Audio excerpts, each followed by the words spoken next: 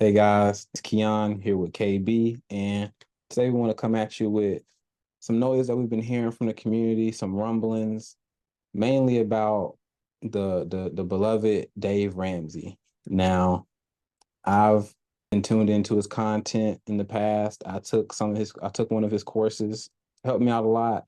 Ken, you're very Yeah, familiar with his content. We've been hearing that for our community. When we say our, we mean the Black community. yeah, People in the Black community should not be listening to Dave Ramsey. That's what we've been hearing. That's the word on the street. So we wanted to really sit down and talk about this because I mean it's interesting. It's definitely something to think about. It is true that Black people in the US have a distinct situation. You know, they can't follow the advice that everyone else follows in a sense. You know what I'm saying? So, and I want to kick it to you. What do you think about First of all, what do you think about Dave Ramsey's financial advice, just in general, before we get into Black people? What do you think? yeah. So I think that I think Dave is doing a great job for his target audience. Um, Dave's audience, he's focusing on people that's like not even sometimes not even at the starting line in terms of like they so far behind, deep in debt, like the basics of the basics. He hadn't figured that out yet, and so he kind of helps you at that beginner stage and what and so it's definitely there's other information out there that if you follow that advice it's going to leave you in a worse situation. Dave's advice won't leave you in a worse situation if you follow it. It's very conservative. Usually what ends up happening is like if you continue to level up you will follow Dave's plan, and then what you'll end up finding yourself is graduating from the plan where you're like, okay, I've kind of gotten my foundation. I don't, and sometimes you kind of outgrow the plan, but it does help you build a foundation. So that typically that's kind of what my experience have been. You'll find pieces that you agree with, then there'll be other pieces that you don't agree with, but for the most part the advice doesn't necessarily hurt you, more so than you just evolving, you grow out of it. I mean, there's some advice where it's like, okay, I don't agree with that at all, and then you just might not follow it. So but if you just behind the eight ball, like your life is a financial wreck, it can only help you. And be honest, you probably be better off just following that advice and just not even doing nothing else and just, helping you get to where you can manage your finances and you're not even trying to get to do sophisticated stuff. That's just not where you are, not some area that you're looking to get into. You follow that advice, you'll for the most part, you'll be all right. That's my initial thoughts on like just Dave Ramsey. It has helped me. It has helped me when I was in that place of maybe behind a little bit in terms of things I needed to clean up. So it definitely has helped me in that regard for sure. Nah, for sure. So here's what I like about Dave Ramsey's plan. It's not his advice. Yeah, I mean, he gives a lot of advice. He puts out content almost every single day. But what Yeah. I like about his advice is very tangible. It's very easy to follow. So, for example, he has these baby steps, right? On the 7 baby steps. So I want us to just go through these baby steps and see, okay, maybe there's a certain level where it's like, okay, maybe this doesn't work for Black people, or maybe this doesn't work for certain other groups of people. And we just go one by one. I have them here. Step one, save $1,000. Now, I know some people were saying, Black people, we're not making enough money to be able to follow these rules. Starting with just step one, do you think it's feasible to save $1,000 in today's economy, yesterday's economy, tomorrow's economy? I don't know, but just period, Yeah. just in America, is that feasible for people to save $1,000? Yeah. I mean, I know what the stats say of, most people, where people are with their savings account, but I think $1,000 is definitely a good target to have. But you and I know that's not enough money.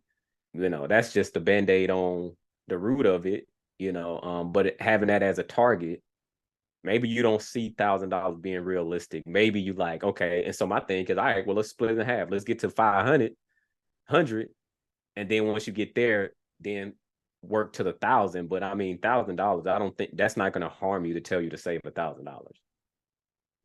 I agree. I've been in my line of work, I happen to come across accountants, several of whom I made good friends with, and one of them tells me, says, everyone gets stuck on the save 10%, save 10%. Don't fall in love with the philosophy. Just figure out what works for you and make it work. Maybe it's not 10%, maybe it's 5%, maybe it's 8%, maybe it's 1%, but start saving something. Because if you don't save, if you just all spending, you ain't never gonna escape the current situation that you're in. So, but I agree. I think step one, save 1,000. I don't think it can hurt, and I think it'll help you get in the mindset of, okay, let me try to put aside a little bit for me, regardless of how long it takes to get to the 1,000. I don't care if it's $50 at a time. At least now Yeah. you're starting to shift your habits and shift your behavior. Yeah. So baby step number two is pay off all debt except for your house. Now, this might be a step where I can see some people trying to throw a fit. Like, I'm not trying to, I can't, I don't know.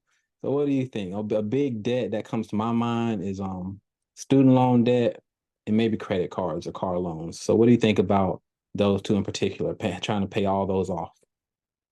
Yeah, no, that is a huge mountain. And if you climbing that mountain by yourself, I'm not saying that it's not impossible. Anything is possible, but is it probable? Like if you making 30, $40,000, that's gonna be tough. But depending on the amount, it's gonna take you a couple years to get it cleaned up. And you foregoing like investing and things of that nature, going down that path. But it may not even be a paying off debt issue that you have. You might just have an income problem. Like you may just need to, because you start making more money, and then if you have the discipline of budgeting, things of that nature, you'll be able to condense that time of paying off that debt. And now it's not this huge burden of all my money got to go towards paying off the debt. Well, because if you make more money, then you paying off the debt and you double your income or triple your income, then at that point it's really not that big of a deal, because now you're still able to live a little bit while you're paying off your debt and doing some other things versus, they say what, rice and beans and rice, whatever that means, and then it's like, and so sometimes no matter how much you save, how much you want to pay off everything in cash, if you just not making enough money, that really might be, you could set in motion a debt repayment plan, but really you might need to, which is a defensive move. Paying off debt is defensive. You might realize through this process, wait a minute, I'm not making enough income to really do the things that I really want to do, and one of those things being reduce some of this debt. I actually need to focus on playing offense. I set some type of plan in place, but I need to focus on getting my income up. But But paying off, but reducing your debt, reducing your risk is always a good thing. You know, depending on your makeup. Some people say, "Oh, bad debt, good debt, all that good stuff." It can get confusing, and when you start getting into the leverage thing, everybody ain't built to be leveraging like that. You have to be fairly knowledgeable on how you're leveraging debt if you're even going down a good debt route. And I would go to, probably, if I had to guess, I would probably say maybe 5% of the 5 to 10% of the population that's really skillful at doing that. So I think bringing it full circle, Dave's perspective is probably more so to the person that's kind of like lower middle class, like kind of entry level beginner, so to speak, to where his advice won't hurt you, but it is definitely not going to like be life altering in terms of like if you're trying to live this luxurious life and you making $40,000 and you paying off all your debt and you paying cash for every single thing. Will you be better than when you started? Sure. But you probably still have an income problem that you probably need to address, whether you decide to address that or not. And maybe you don't think you have one. All right. Um, but that's my just high level. Those are the things I think about when it's, talking about paying off debt. It gets a whole heck of a lot easier when, you make it 250, 200, 150, and then the mess, if you're married and y'all both kind of in those income ranges, it becomes much easier to pay off that debt and still be able to live a little bit too. So all those things come into play when you're thinking about that type of stuff. So it's so like to make a blanket statement, it gets a bit tricky. I can see the comments, I can hear the naysayers, but you saying make more money, but the man and it's racism. I look up, I see this glass ceiling. I don't and my boss tripping. I asked for a raise. He said he don't think I'm deserving, but that's probably a topic for another video. But I can hear it now, y'all. We hear you, but for the sake of the video, we keep moving. So then baby step number 3. In my opinion, I would probably put this step before number 2. But baby step number 3 says save 3 to 6 months of expenses for emergencies. So I will put this before step 2 because I mean, what if an emergency happens in the process of you paying off these debts? I feel like that could potentially cause you to go further into debt, and I think that would just keep. I think that's probably where it's a lot of people fall into an issue. They just keep get stuck in step number 2 because they don't Yeah. have that savings built up to help them buffer against having to pull into more debt and having to face these crazy interest rates. Yeah.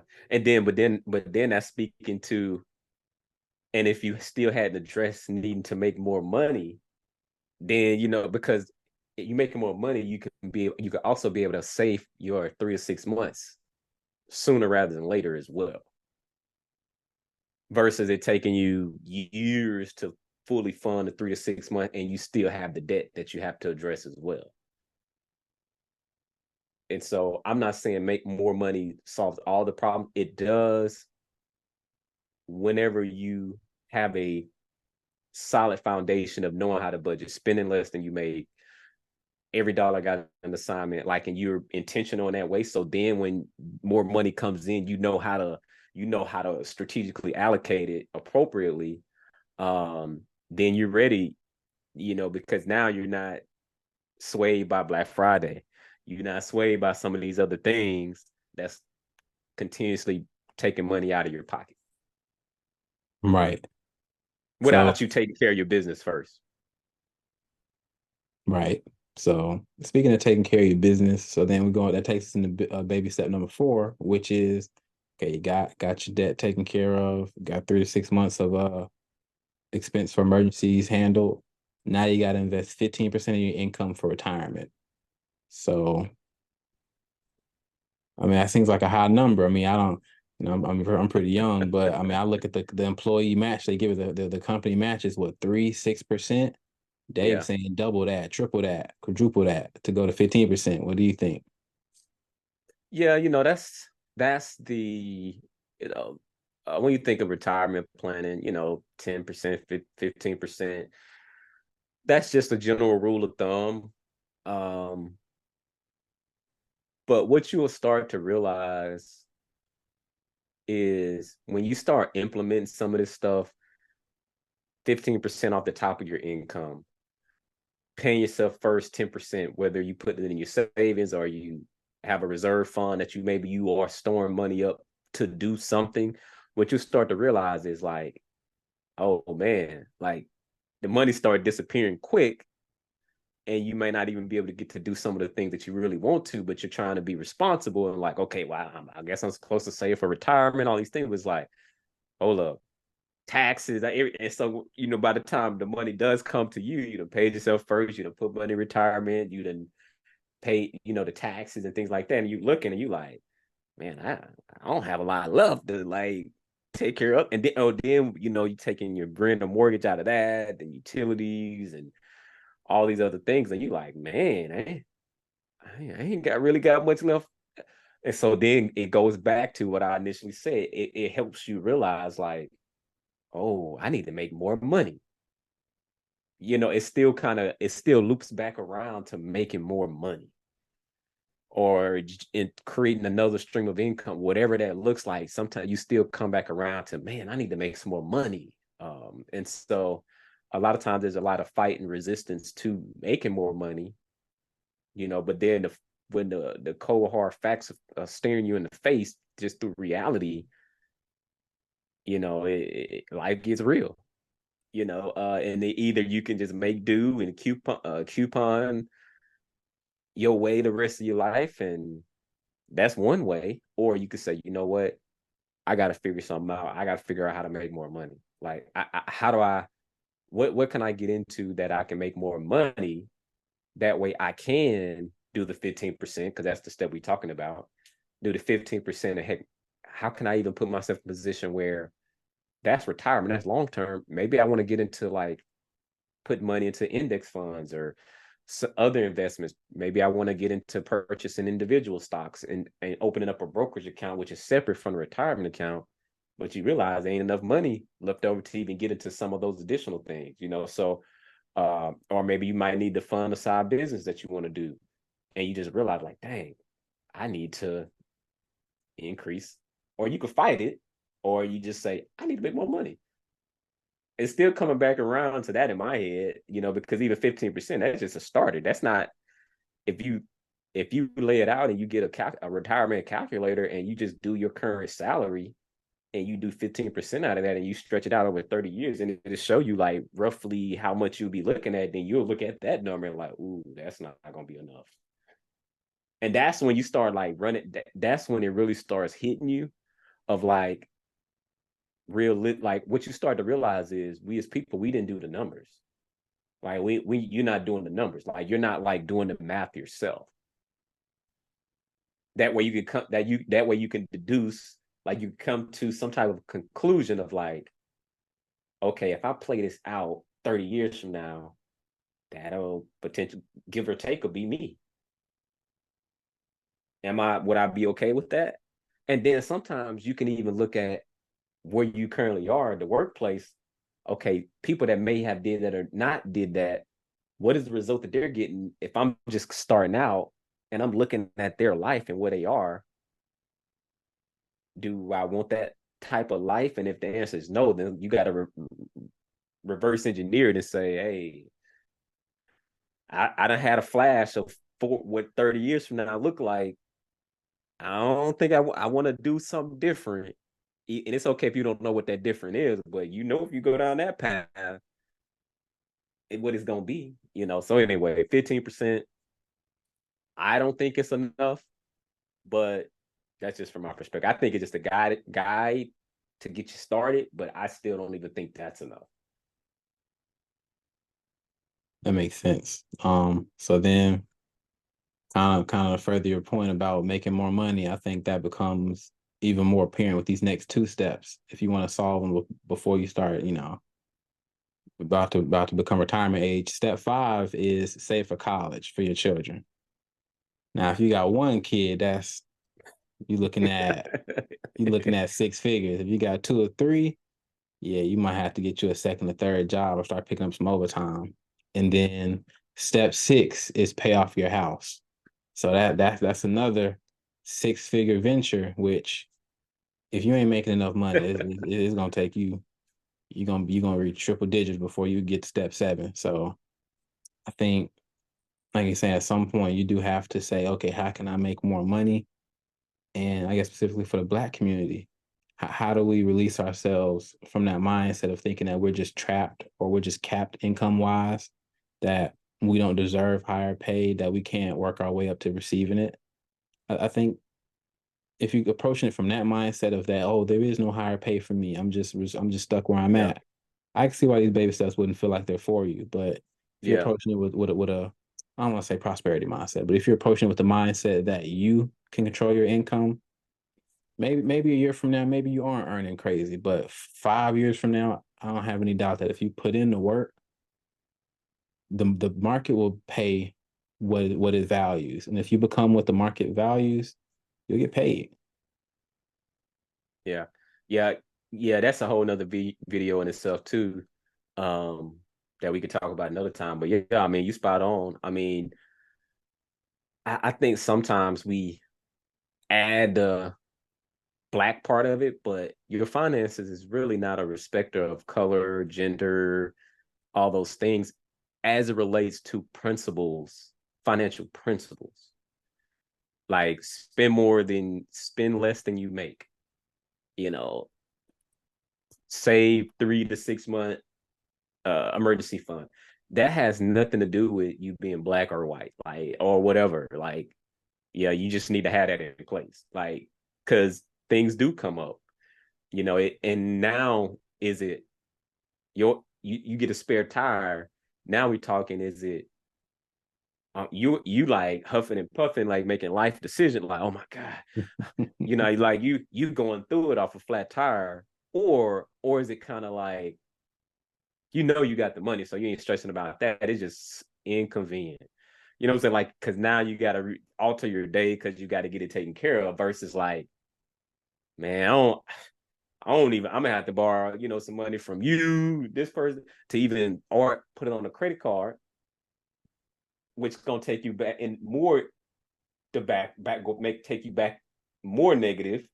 So you're taking yourself further into the negative to take care of this thing, is because you're living off credit cards, because you don't have an emergency fund set up to where now it's just inconvenient. You just reach over, grab it, take care of it, keep it moving.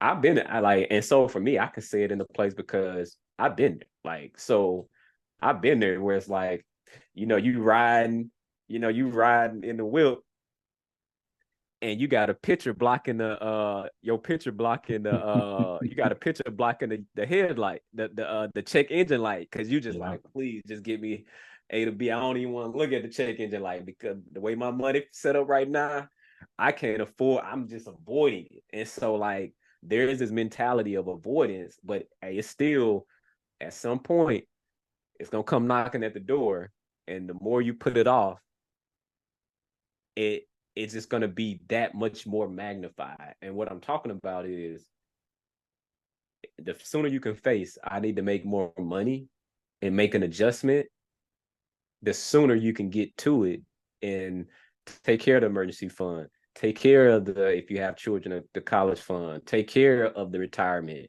take care, like being able to travel, being able to get the car you want, when the time is right, and it be getting a house, and it be a blessing for you and not a curse. Like you're just an anchor now, because now you stuck with this payment you really can't afford.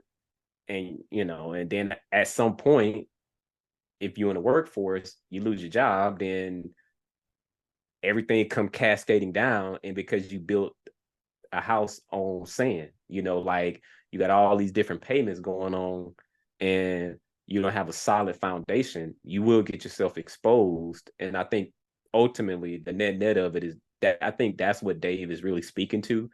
Because let's be clear, following Dave's process makes it a whole heck of a lot easier when you may have a high income. Let's be clear. Paying cash for everything, like, oh, you making $500,000 a year, or 250, 350, 4, like, it becomes a lot easier to be able to quote unquote pay cash for a lot of stuff and things of that nature. But if you ain't nowhere close to that, it just feels impossible. And you, it's so, you can only budget so much. So the word on the street, as you mentioned, as we opened up, I would agree that if you're trying to run this plan on $30,000, it's gonna be tough, because you're not gonna be able to budget your way out of needing to make more money. I'm gonna have to agree with you there. And then last baby step is build wealth and give it away. Build wealth and be charitable. So I picture most people. Well, I can't speak for most people, but like I said, if you're living on 30,000, I can see how it might be hard to envision yourself at step 7, not only building wealth but giving it away. It's like, what? Yeah, you might be cussing Dave out in your head, like, give it away. I need someone to give me. You give me some of yours away. Then you talking about giving, but Yeah. it's. I think it's going to require a lot of long looks in the mirror, a lot of self examination, and just examining what skills you can bring to the market. Because, like you said, it's not so much about times have changed. It's not 100 years ago. It's not 200 years ago. It's 2023.